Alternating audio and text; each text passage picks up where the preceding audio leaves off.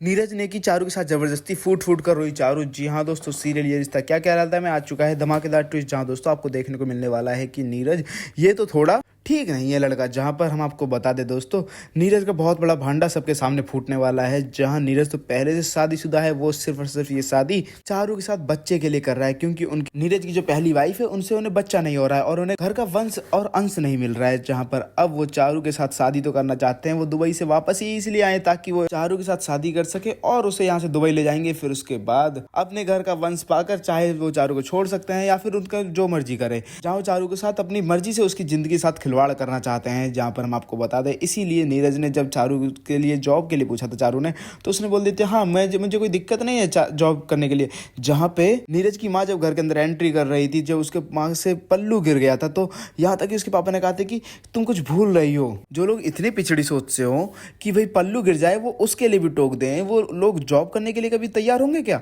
भाई ऐसा तो हो ही नहीं सकता। मगर यहाँ पे अपने वंश के लिए, अपने बच्चे के लिए नीरज चारू की हर शर्त मानने को तैयार होता है। मगर जो चोला नीरज ने पहन रखा होता है वो ज्यादा टिकता नहीं। जहाँ पर हम आपको बता दें, पहले नीरज जबरदस्ती छेड़ने की कोशिश करता है चारू को, तो वहीं अब चारू वो तो कुछ बोलती नहीं, हो सकता है उसे गलतफहमी हो, उसे ऐसा लगता है। तो वहीं दूसरी तरफ अब चारू के साथ तो बहुत गलत होने वाला है। जहाँ दोस्तों अब दादीसा के पास जब जाती है अभीरा, तो वहीं दादीसा तो अपने पैरों पे खड़ी हो जाती हैं और अभीरा को अभीरा के नाम से बुलाती हैं। जहाँ पे अब दादीसा के पास जब अभीरा पहुंचती है, तो वहीं अभीरा बोलती है मुझे थोड़ी हिम्मत की जरूरत है, थोड़ी उधार हिम्मत चाहिए मुझे, इसीलिए मैं दादीसा आपके पास आई हूँ। तो वहीं दादीसा बोलते कि आज तुम्हारी कोई कोर्ट की हियरिंग है क्या? तो वहीं अब दादीसा से अभीरा बोलती कि आज मेरी लाइफ की हियरिंग है, आज मेरी लाइफ का केस है। जहाँ पर अब दादीसा बोलती है कि तुमने उसकी तैयारी कर ली है, तुम्हें भरोसा है कि तुम उस केस को जीत जाओगी? तो वहीं अब अभीरा बोलती कि मैं चाहती तो हूँ कि मैं इस केस को हार जाऊँ, मगर अरमान चाहता है मैं इस केस को जीत जाऊँ। तो वहीं अब अभीरा से दादीसा बोलती है कि हम तुम्हारे साथ है लड़की, तुम हारो या जीतो। तो वहीं जब अभीरा जाने लगती है वहाँ से,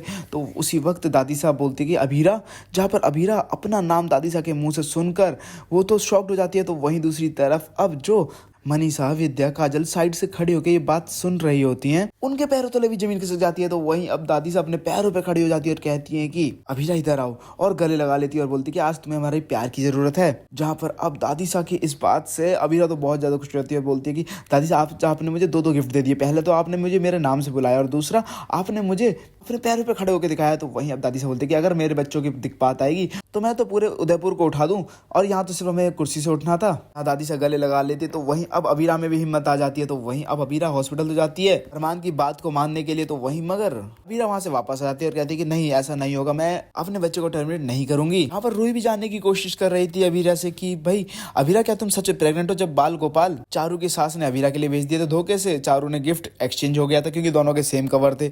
तो वहीं दोस्तों आपको बता दें, जहाँ पे अब अभीरा तो हॉस्पिटल से वापस आ जाएगी, तो वही अरमान बहुत ज्यादा गुस्सा करने वाला है। जहाँ पर अब अभीरा पहुंचने वाली है चारू के पास, जहाँ पर अब चारू अपने आप को रूम में लॉक करके रो रही होती है और उसके गले पे निशान है, उसके साथ जबरदस्ती करने के निशान है। जहाँ पर अब अभीरा गेट खटखटाती है, तो वहीं जब चारू रो रही थी वो गेट नहीं खोलती। तो उसके बाद अभीरा खिड़की से देखती है कि चारू के गले पे निशान और चारू बहुत फूट फूट के रो रही है। तो वहीं अब अभीरा जाएगी चारू के पास और उसकी मदद करेगी और उससे पूछेगी कि चारू ये तुम्हारे गले पे निशान कहाँ से आए? तो वहीं अब चारू फूट फूट कर रोने वाली है और सारी सच्चाई बताने वाली है कि नीरज ने उसके साथ जबरदस्ती किया और उसे धोखा दिया है। वेल दोस्तों, अब अभीरा क्या नीरज को एक्सपोज कर पाएगी? क्या आप लोग चाहते हैं कि नीरज को एक्सपोज करके रख दे अभीरा सबके सामने? तो मैं ज्यादा कमेंट करो, साथ ही लेटेस्ट अपडेट के लिए चैनल को सब्सक्राइब करना ना भूलें।